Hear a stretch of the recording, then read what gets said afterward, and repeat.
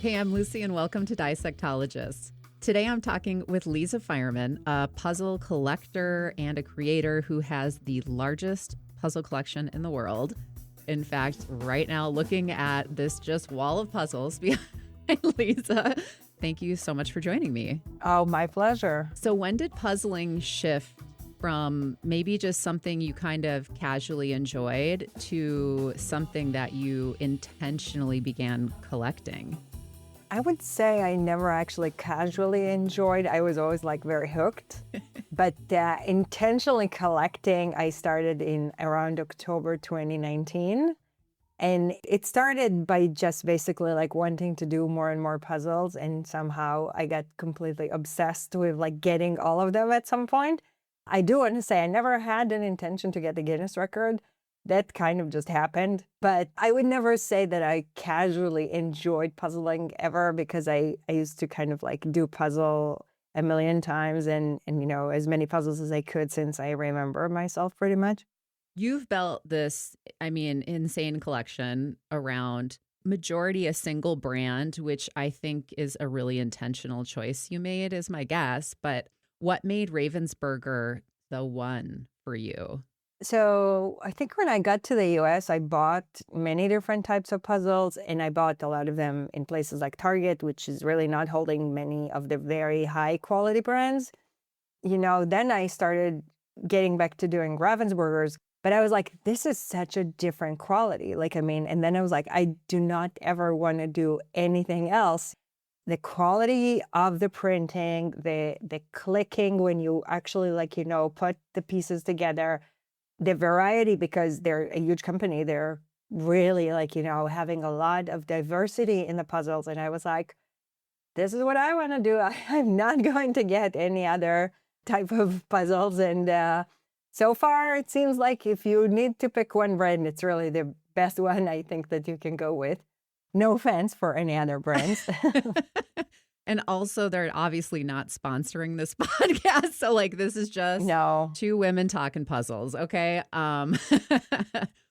Curious. So, you are clearly the expert here, and I am a very casual puzzler. But you said Ravensburger. Have I been saying that wrong for years? Because I've always said Ravensburger. I think that just the US kind of again, kind of like short A, long A type of thing.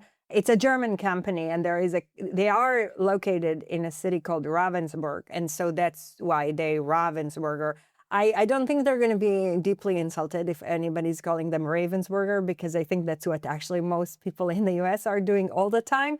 But I think the right pronunciation is Ravensburger. Okay, I'm going to see if I can get it right through this entire interview. But I don't know, maybe people will be tallying that in the background as I screw it up constantly. But I might screw it up as well. Okay. Well, and what's funny is I'm from Minnesota, and I already have a weird AO thing with my accent just naturally. And so Ravensburger is one of those words that I would kind of lean into a different A pronunciation.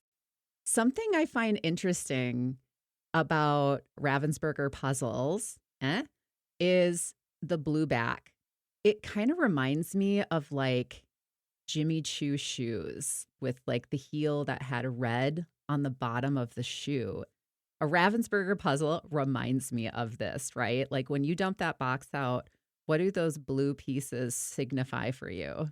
First, you need to know that Ravensburger not always had a blue background. They actually had a green background until 2007, when they switched to the soft click. So it wasn't always their color. On the other hand, the blue triangle was always, kind of the thing that is very clearly, when you see a box of Ravensburger, you see the blue part of it, right? And that would kind of get your attention. Seeing the blue, I think it's easy to separate the front from the back. So it's kind of very easy to turn them around. And then the other thing would be, it's kind of the thickness of this thing. And I know a lot of people don't like the dust. I don't really mind the dust for the most part. I think that the more dusty it is, it's kind of giving you the sense of it's newer. You're the first person to touch it. So if you do a puzzle for the first or the second or the third time, you still have a bunch of dust. But I think that unless you have a real issue with it, it's actually not a huge deal, basically. I didn't know the thing about the green back. That's so fascinating. Yeah. It was green until like 2007 or so. They did a few kind of tests with some blue background at the time as well. So a few kind of came in a year or two before that, but it was green and it was not soft click. So, I mean, they're still very high quality, but, kind of different from the ones that you see now. Most people, bounce around between a brand and a puzzle style, and you definitely chose depth over variety for the most part. What do you think you gain from focusing in that much on a specific brand? I think I wouldn't actually say that I chose brand over variety because I chose the brand that has also lots of variety. That means that basically, you can do Disney, you can do landscape, you can do paintings, you can do collages. It's basically like really something that is all across like different things, many different artists as well. If I ask myself, did I see a puzzle that I really wanted to do? And I would be like, oh my God, I wish that was a Ravensburger. I think there is so much for Ravensburger that it doesn't actually happen too much. And I'm pretty satisfied kind of like with my choice. It's not that I've not done any other puzzles, like, even in the last few years, but it will take more time to convince me if it's not a very high quality puzzle, basically. But in the case of like the largest brand in the world, it's just not really a compromise overall for the most part. I think it's okay. It's like a refined taste. I guess, I think that it's interesting when people say, I don't feel like I can find the type of images that I like. There is so much. And probably like if somebody would say, oh, I like this type of thing, I probably can show them like, here is 10 puzzles that actually like really fit the same style that you're talking about. But of course, if you want something really specific or if you like one specific artist, I totally get it that, different people have different tastes, and that's good. It's good for everyone that people want to have a variety, and different new creators can get a lot of people to buy their puzzles too. So, Lisa, do you like notice things about Ravensburger puzzles that somebody like me, just a casual puzzler, wouldn't pick up on? Between puzzles and artists, I guess absolutely, because I have a very deep knowledge of that. And I would be like, oh, that is like I can see an image and probably tell you who's the artist. On the other hand, on the cuts, I think there are some things that people don't know. So, for example, if you look at a 4,000 piece puzzle, it is not really cut as a distinct 4,000 piece. They actually first cut the middle and then they cut the left part and the right part. And so if you kind of like put one half on top of the other, you can actually switch pieces between them. And so, What? yeah. And of course, you can do it for a 9,000 piece puzzle, like for 18,000 piece puzzle. Like you can actually do that for any large amount. I think anything above 3,000 is being cut in this way. And so you can try it. The other thing, most of the time, they are using a cutting tool for about 1 week, and then it's becoming not sharp enough. And so then they kind of like throw it away and get a new one. And really, the most expensive part in their process is creating those tools, which they design like on a computer, but then somebody is really creating them. Maybe I will say one more thing that we didn't say earlier. I met the president of Ravensburger US in the 2022 Nationals, and we started talking and we talked about things like serial numbers of puzzles and things that probably we don't even think about asking because no one even knows that they're a thing, right? And I didn't know who he was, but clearly he knew a lot. And then he told me that he was the president and he was working there for over 30 Oh years. my gosh. And then I said, okay, I would like to visit the factory. And he said, you will visit the factory and I'll personally take you on a tour to there. And so in July 2023, I was in the factory and I've seen how puzzles are made. Then I actually could see how those tools actually look like, and how puzzles are being cut, and like how boxes are being created, and all of those things that kind of like happen before your puzzle is becoming a puzzle. Wow. Okay. I had no idea that you got to visit the Ravensburger. Like, actually, that's wild. I could stay there, believe me. Was there anything when you were there that struck you as like this incredible piece of information that you just like had no idea about? There were a few things, but I think that first, when they're actually printing a bunch of like, like pictures that are going to become a puzzle, they're printing it on like normal paper first. They're not making like every single photo that they print immediately into the puzzle. So let's say they are going to print X amount. They would decide ahead of time how many of those are going to become puzzles and how many of those they're going to store for like future use.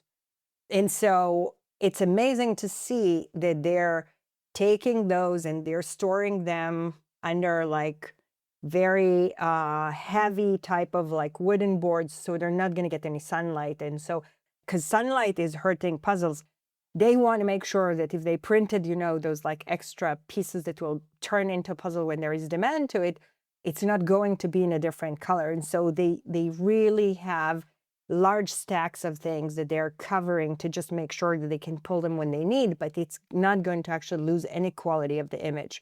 The second thing, it's interesting to see how they're printed and kind of like glued and cut into the blue backing. It's interesting to see how it's actually going into the bags and how actually people put it into the boxes. But really, my favorite part was to see how a box is created, because like I didn't know like how that part is happening. You just see a piece of cardboard that is like automatically kind of like being folded, and how they printed ahead of time the thing that's going to actually become the box. And there is something that's just folding it. It almost feels like the satisfaction you get when you're watching somebody use like a power washer. Pretty much, yeah. I could see how I could sit and watch that box thing just like meow. Exactly. And so to actually see kind of like, how it's like becoming from nothing, and it's like boom, boom, boom, and like you have a box and it's like actually like pretty outstanding. And that's the thing that you don't think about when you go to a puzzle factory, right? Because you think about like, how do they cut? The factory manager also told me that it was the only factory tour that he learned stuff from the person touring. So we really had something like almost 3 hours of like a lot of like fun together, and like a legit celebrity in the puzzle world.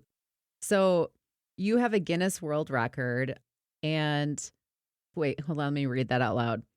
Guinness World Record certificate. The largest collection of jigsaw puzzles is 4,060. This was achieved by Liza Fireman in the USA in Bellevue, Washington on May 10th, 2025. On the bottom, it says, officially amazing.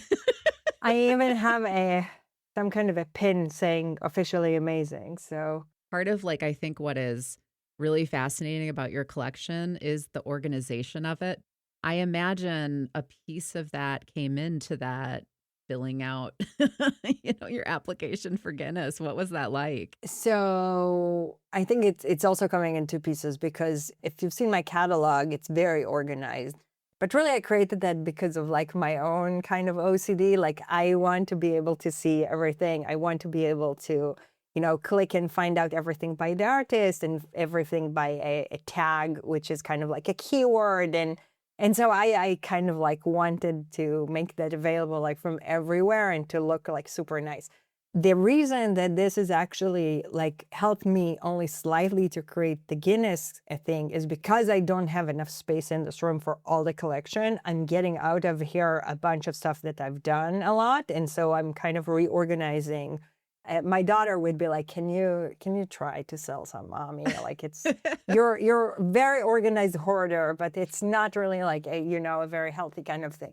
So everything needs to be listed in the same order that you're counting. It all needs to have separate photos, which is easy because I already have those, right? Mm-hmm. It all needs to have all the details of each one of them. Again, it's easy because I have them, but to get the exact order, to make sure that when they hit the number 1,305, I have the exact same things there. Like I needed to organize the list and everything, like probably for around 2 weeks before people could come in and like help me count. Because then you need to tell them, okay, we hit this puzzle in this minute of the video. We hit that puzzle in this minute of the video. So you have to kind of like be super organized. And let's say I didn't know how difficult it's going to be before I applied. After I applied, I was committed enough. I was like, okay, I'm just gonna do it. I love But it. but yeah, it's like if anyone wants to really do like I can break my own record already. If you ask me like how much I want to really count that again at this point, the answer would be not much. I mean, I really don't know if I would want to kind of like break my own record in the next few years unless, it's like becoming something. But it's good enough to have one record, maybe. Especially for the work, over 4,000 puzzles. That's insane. I love your follow through. That's dedication on a level, like it's definitely a record. I think for so many things, even just being organized in the puzzle world, you have to be the most organized person I think I've met. I don't know if I would agree with that, but definitely I have a thing like when I want to do something, I kind of like take it all in. And I would say the other thing that I'm tracking and like everybody can see is like I have pages that are showing like all the dates that stuff was added. So like if you go and you check, what did Lisa get in May 2021? What did she get in like May 2026? You can actually see that by month and it's actually showing that. And then you can see what I've done by any month or year or something like that. Again, like it's more mainly for me, but it's really nice to kind of like get the satisfaction of like being able to track everything and like the number of pieces that I've done and like the number of puzzles that I've done and stuff like that. With a collection that large, do you have a favorite puzzle? I think puzzles that I really remember more, it's not about if it was difficult to do them, but like, do they have a story behind them of like how I got them? At the very beginning of my collection, there was someone that was selling a bunch of puzzles, and it was actually like on Craigslist, like not a place that you go most of the time. And he said he's like selling 25 puzzles of Ravensburger. It was like 3 hours away drive. And the guy was like, "Are you sure that you really want to? I don't know if they're complete. Like, my father has died. He was 95. We have 3 dogs. I can't even promise you 100% that all the pieces are there." And I was like, "I am absolutely going." And so we drove 3 hours. We got there. And the guy, he was the sweetest, and he was so excited when I told him that like I'm actually like really love puzzles and whatever. And he showed me each one of the puzzles and the fact that him and his dad did the puzzles and he wrote Oh, a date at the back of every single puzzle, like when they did that. And he showed me the dogs. And then he was like, at the end, my dad couldn't really do the puzzle. So he was going to sleep and I would make progress on the puzzle and he would wake up and say, "Oh, we made some good progress." But he said, "I'm so happy that the puzzles of my dad are going to be at somebody's house that is going to cherish them." And so his memory would stay with you. And you see, his story also stayed with me. It's kind of like, how can you forget something like that?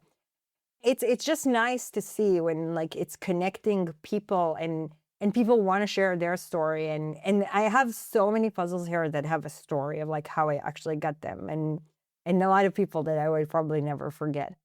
oh, I love the stories attached to puzzles. That one's so special.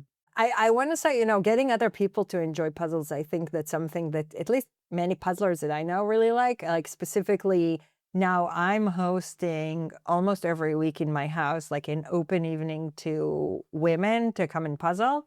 And it's super fun that, like 4, 5, 6 women are coming and you get to know them while you're puzzling. And sometimes they hate the puzzle and sometimes we finish the puzzle. But like you get people to kind of like talk about stuff and then talk about their life and stuff like that. I cannot tell you like how many coworkers or people that like are in my team started puzzling and you get like an image of like, look what I got. And I was like, I know I helped like make that happen, right? And I think many people can really enjoy puzzles and we kind of spread the word and it's really creating like not just a community, but like some better socialization opportunities for people. We're more connected than ever, and yet we're more lonely than ever. And there is something about that open experience of a puzzle table where people do feel like comfortable. I had read, maybe it was on your Instagram or on your website, maybe both. I don't know, but that you tend to puzzle off the box. Do you like do that strictly for the challenge, or does the puzzle feel more immersive when you're not distracted by the box image? I think it's both. Like, I think I decided when I was like something like probably 4 years old that you're supposed to do the puzzle without the box. And so I just did that for years, like in this way. Like, I am not looking at the box, I'm putting the box aside. And I think that especially when you do puzzles that are photos, it's much nicer because the perspective and stuff like that makes sense. So you can really kind of like feel like you're building it and making sense. In the pandemic, I also invented something really cool and I said, let's do puzzles together. And I found people that I wanted to puzzle with that, were kind of like somewhere else, mainly in the US. And I would be like, let's do the puzzle at the same time and kind of like really, then later we can kind of show the difference of like, how did we take the approach, whatever. And so I did convince a few people to try completely puzzling without the box. It's interesting to see people that are using the box and then they try to not use the box later and talking about like their experience and like in some cases how much more focused they were about the actual puzzle instead of trying to go refer to the box all the time. I did it for the first time on a puzzle and it felt very immersive because of it. And it also lasted me like 3 weeks and I didn't feel rushed. I don't know. It was definitely a different brain challenge for sure, but I still found it calming and meditative. It didn't feel stressful without the box image. That's exactly also why on the Wednesday puzzling community thing, I'm not actually telling people like we don't need to finish a puzzle, just put some pieces together, and you see people coming out of that, and it's like, wow, I feel I really improved today. And I was like, that's the main goal, right? Like you had fun, you talked to some people, you drank some tea, and you feel like you're improving on this thing, and you want to do it the next time. Like that's it. So I end every interview with three pretty basic puzzle questions, and there's no right answers to these. What is your favorite puzzle size by piece count? I think between 500 and 1500. I think above 2000, it just lots of pieces. And so it's much harder to kind of like put it on a table and actually see stuff. Below that, it just finished like way too quickly, basically. Between 5,000, 1,000, and 1,500, it depends on your mood, on like, how much time you want to invest. And so these are the three most favorite piece counts that I have. You are finishing a puzzle and you realize one piece is missing. What do you do? So it depends. First, I'm going to try to check everywhere around me because there is a very good chance that like it's there and you just didn't see it. Check the box, check the bag. Never ever throw the bag, by the way. Never ever throw the bag. Leave the bag until you finish it with the puzzle and then you might find actually something there kind of like hidden. Check your pockets, check under the table, if you did all of that and you cannot find it, I have one of two options. Either I would be disappointed, but I'll take a picture anyway. Or if the puzzle is very precious to me, I would go and print the missing kind of like area. I have a video that shows exactly how to do that. So like I basically like put underneath a paper that is kind of like making the missing piece look okay. And so then I can get the nicer picture basically. But I would do that only if I care enough about the image to kind of like really make it nice because it's a lot of effort to make this happen. I love the tip about keeping the bag. That's like actually great, especially for like a new puzzler. Because you're right. I have had that happen where a piece just like was in that plastic wrap, and I luckily was able to get it out of the garbage can when I realized that's where it was. Right. But like think that if it takes you like some puzzle takes you like, I don't know, 3 days, you might not have the garbage there anymore. So keep the bag back in the place and then you're kind of like, okay, let's check what's going on. So you open a new puzzle and some of the pieces are stuck together. When you run into this, do you leave them assembled as part of your process or do you have to pull them apart and mix them in? I'm not very obsessive about that. So I would say like most of the time they would go out anyway on themselves. Like, and if it's like two pieces, it's not a real like big deal. I have a bigger kind of like issue is, the people that when they sell you a used puzzle, they would put the border separate. No, this happens? It happens. Like some people are really thinking, oh, I'll just take the border and I'm going to put it in a different bag. And then I'm going to put the rest of the puzzle in a different bag. And I'm going to be like, one, dear people of the world in the puzzle community, you can just put all the pieces back like it was in the original form of how puzzle is created, I think it's also faster than to try to take out all the, but I do think that, the way I try to actually put puzzles in a bag is bag them as if it was a new puzzle. Of course, I put it in a plastic bag that's a Ziploc so it's not gonna fall or something, but let the next person have as much as possible, like really a new puzzle kind of experience. So if it didn't happen to you, I guess you don't know that thing, but it's really kind of like interesting when people do that. And then it's like now I need to decide if I want to put them back and kind of like mix them again or not. And because, yeah, you're going to separate them anyway. Like that would be a conundrum for me too. I would have to mix them in. Right.